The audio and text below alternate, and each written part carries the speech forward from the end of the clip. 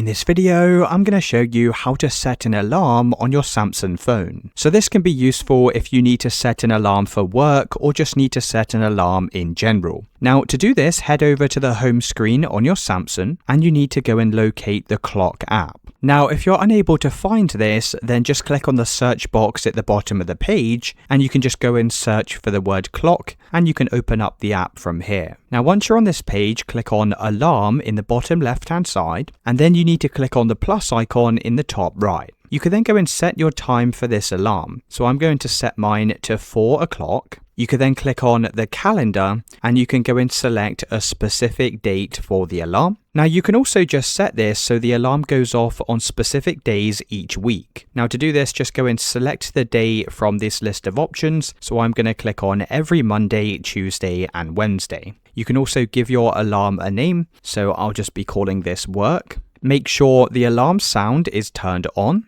You can also click on this if you want to go and customize the ringtone. Decide whether you want to add a vibration as well as the alarm sound. And you can also allow the option to snooze the alarm when the alarm sounded. Now once you finish, just go and press save, and that's how to set up an alarm on your Samsung phone.